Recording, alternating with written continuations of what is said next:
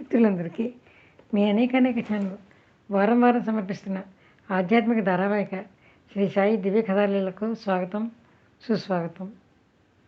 మిత్రులారా, కష్టాల్లో చిక్కుకుని స్వాంతం కోసం బాబా చరణాలను ఆశ్రయించి స్వస్థత పొందినవారు, సుఖశాంతులను పొందినవారు అసంఖ్యాకులుగా ఉన్నారు. మనం సాయి దివ్య కథాలీలలో అట్టి బాబా భక్తుల యొక్క కథలను, బాబా వారిని అనుగ్రహించి కాపాడిన వైనాన్ని చెప్పుకుంటున్నాం. ఈరోజు రతన్జీ అనే పార్సీ వ్యాపారి కథ చెప్పుకుందాం.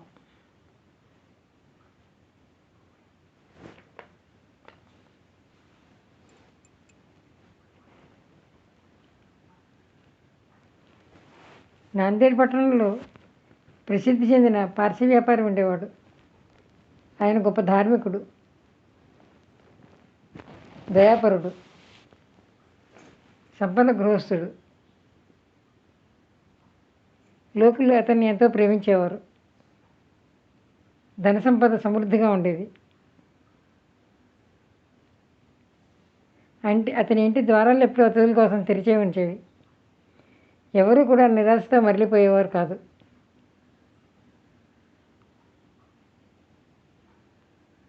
అతడి పైకి ఎంతో ఆనందంలో, సుఖంలో ములుగు ఉన్నట్లు కనపడిన అతనిలో దుర్భరమైన చింత ఎల్లప్పుడూ ఆవరించి ఉండేది.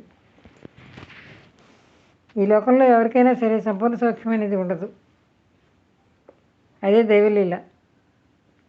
ఒక చింత మరొకరికి మరో చింత ఏదో ఒకటి ఎప్పుడు అంటిపెట్టుకుని ఉండనే ఉంటుంది.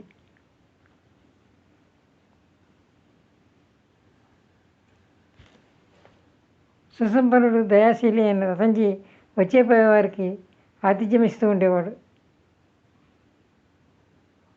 దీనిలో దయ కలిగి వారి యొక్క కష్టాలు తొలగించడానికి ప్రయత్నించేవాడు. ఎప్పుడూ ప్రసన్నంగా, సంతోషంగా ఉండేవాడు. కానీ అతనికి పుత్ర సంతానం లేదు అనే దిగులు పీడిస్తూ ఉండేది.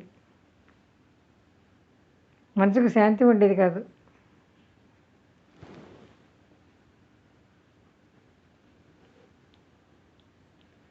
నేనేదో పాపం చేశాను, దేవా నా పాపాన్ని కడిగేసి నన్ను నిష్కలంకుని చేయి, ఈ వంశానికి ఒక వారసుని నీవు, ఒక పుత్రునిచ్చి నా గౌరవాన్ని కాపాడు ప్రభు అని ప్రార్థించుకునేవాడు. రతన్జీకి దాసకని యందు గొప్ప నమ్మకం ఉంది. దాసకని బాబా యొక్క గొప్ప భక్తుడు, అనన్య భక్తుడు. రతన్జీ అతనితో తన మనసులోని బాధను చెప్పుకున్నాడు. అప్పుడు దాసకని చెప్పాడు, షిరిడీకి వెళితే నీ కోరిక నెరవేరుతుంది. సాయిబాబా దర్శనం చేసుకుని వారి చరణాలకు నమస్కరించి నీ మనసులోని కోరికను వారికి మనవి చేయి, వారు నిన్ను ఆశీర్వదిస్తారు. వెళ్ళిరా, నీకు శుభం కలుగుతుంది.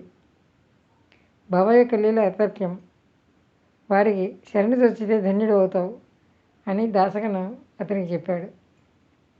వెంటనే దాసకన్ సలహా మేరకు రతన్జీ షిరిడీకి వెళ్ళాడు.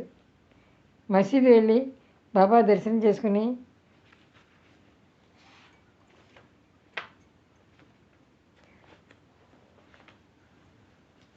వారి చరణాల చెంత కూర్చుని బాబా, ప్రజలకు మహా కష్టాల్లో చిక్కుకున్నప్పుడు మీరు వెంటనే వారిని రక్షిస్తారని మీ చరణాల వద్దకు వస్తారు అన్న విషయాన్ని నేను విన్నాను.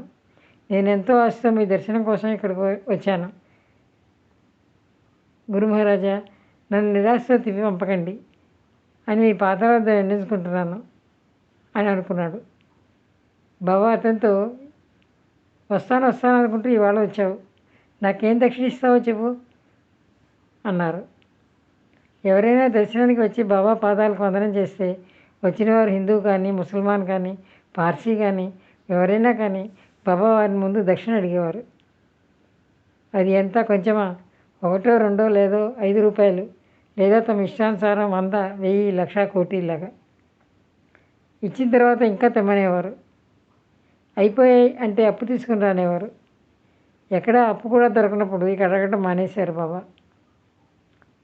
నువ్వేం చింతపడకు, నీకు 1,000 రూపాయలు ఇస్తాను, నా వద్ద నిశ్చింతగా కూర్చో అనేవారు.